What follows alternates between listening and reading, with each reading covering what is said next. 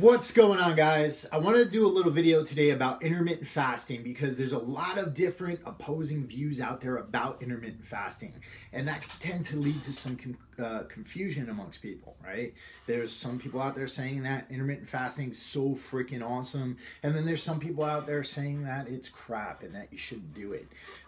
What's the truth, and what do you need to know in order to implement it properly? Well, the first thing you need to know is this: why would you do intermittent fasting in the first place, right? A lot of people don't think about this. They just think, all right, this guy's swole, he fasts, I want to look like him. Or they think, well, this guy is swole and he says not to do it. I want to look like him, so I'm not going to intermittent fast.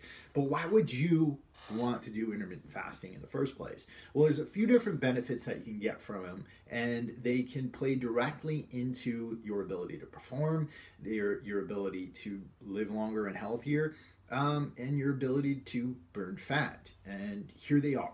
First thing is this. Number one, intermittent fasting definitely gives a kind of hormonal benefit to people who fast consistently.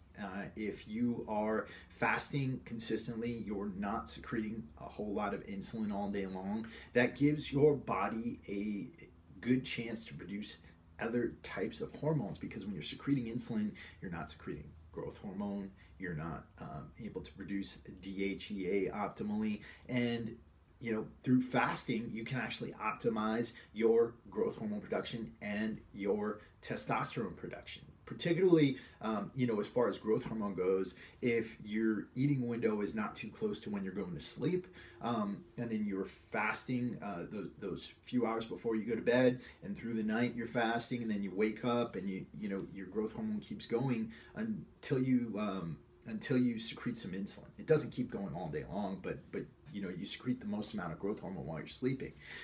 Similarly, DHEA is a great precursor to testosterone, and the less insulin you're secreting, the more DHEA you're going to have. So it could be a good way to optimize your testosterone levels. If you're older like me, I don't want to see that for young people. Older, mid-30s and above, it could be a good opportunity to optimize your testosterone levels. Number two, there's this thing called cellular autophagy, and I don't want to venture out into the weeds too much with this, but basically what it is a system by which your body begins to kill off disease cells, right?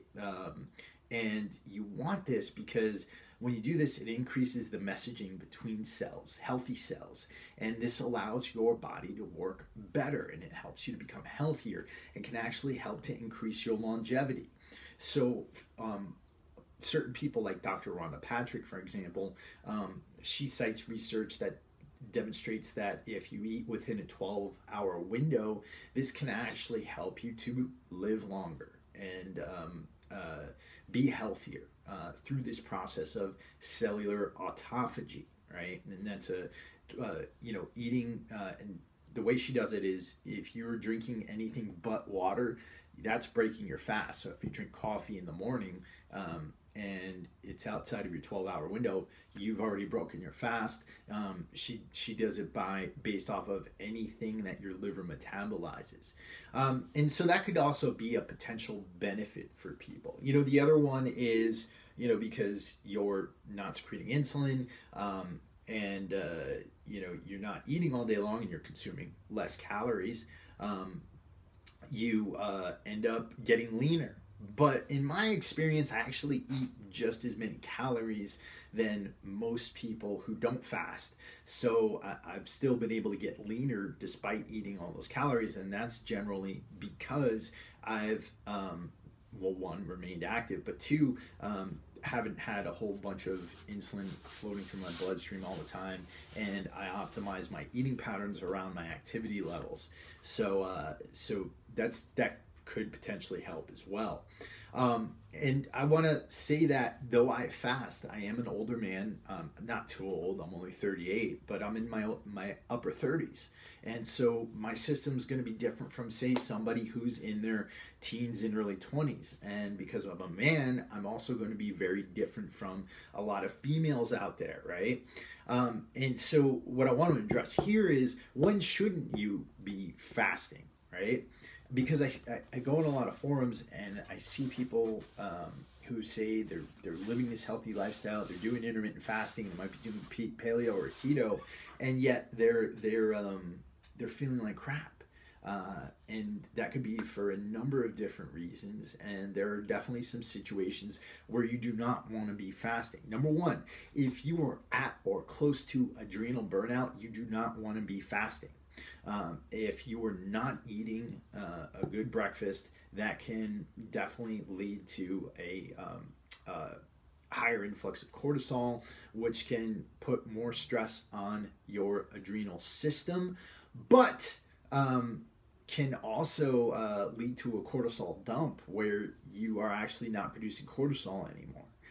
That's because of overstimulation of cortisol, and you know, if you are not able to produce cortisol anymore, that can actually put you in the hospital. I actually experienced that because of a corticosteroid withdrawal back when I was having ulcerative colitis flare-ups.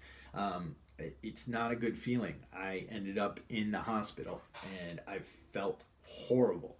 It was probably the worst feeling that I've ever had in my life. So you definitely do not want to be fasting if you are at or close to adrenal burnout. You want a good breakfast with lots of carbs, lots of fats, lots of protein. Okay, that's one particular situation there.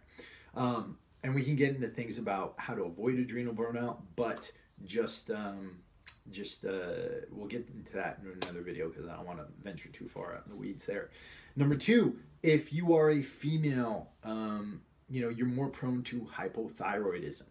And the reason is because, you know, through our evolution, females needed more fat on their bodies because they'd have to go on long treks, and the body cares more about survival than how you look. Actually, it doesn't care about how you look at all. It just cares about survival.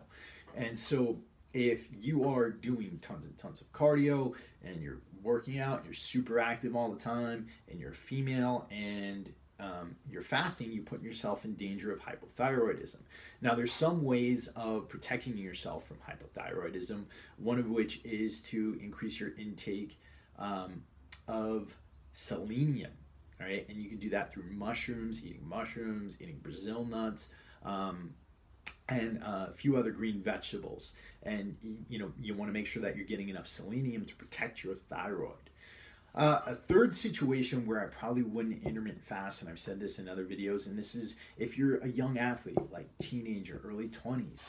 Guess what? You guys are younger. You probably have a lot more insulin sensitivity. And, you know, you probably benefit from getting more calories in your body, right, throughout the day. And if you've got the insulin sensitivity to do it, then I highly suggest doing it. Right? If you're a young athlete, now when I say athlete, that means you're actively playing a sport. You are super active, meaning you're working out, you know, a couple hours a day, and you know, you're outside, you're moving around. You're not necessarily sitting at a desk all day long like I am, and then going out, you know, just for your hour-long run or your hour-long workout or something like that, right? Those are for young athletes. That's definitely something that you can do. You can eat all day long, and I suggest doing it while you can. For people my age, you know, if you're older, if you're overweight, if you don't have a really high activity level, then intermittent fasting might be something you want to try. If you are an older man and you're trying to optimize your hormones, then intermittent fasting might be something you want to try. If you're pre-diabetic, or you're going or you are diabetic, then you might want to consider intermittent fasting or a ketotic diet. And I've benefited a whole lot from intermittent fasting, you know, because of my ulcerative colitis. It's actually helped to give my digestive system a rest, helped me to shut down a lot of inflammation in my body. It's helped me to stay lean. It's helped me to stay lean both through bulking and cutting seasons when I was doing that as a bodybuilder. And it's helped me to stay, you know, somewhat lean and hormonally healthy now, despite the fact that I've done a lot of healthy things, unhealthy things in my life, and have suffered from a lot of ailments. So there's ups and downs to intermittent fasting. You really need to not listen to any one person. You need to go out there and do your own research. I would highly suggest looking at your blood work, seeing what you're deficient in, if you have an underactive thyroid or not, if you are hormonally deficient and things like that. These are all things you want to take into consideration if you're going to do a diet like this or follow a protocol like this. One final note, if you do try intermittent fasting, don't use it as an excuse to pig out. Make sure that you are getting all the servings of vegetables, green vegetables that you need. Make sure that you're eating nutrient dense and digestible food. Don't use it as an opportunity to go out to a fast food restaurant and just scarf down tons and tons of junk food like I see some people unfortunately advising here on YouTube. So with that, I hope this was helpful. If you have any questions for me, just put them in the comments below or hit me up anytime. And check out, if you're looking for an awesome education on intermittent fasting, ketosis, and other diet methodologies that involve ketones, check out Warrior Soul Keto Camp at www.warriorsoulketocamp.com.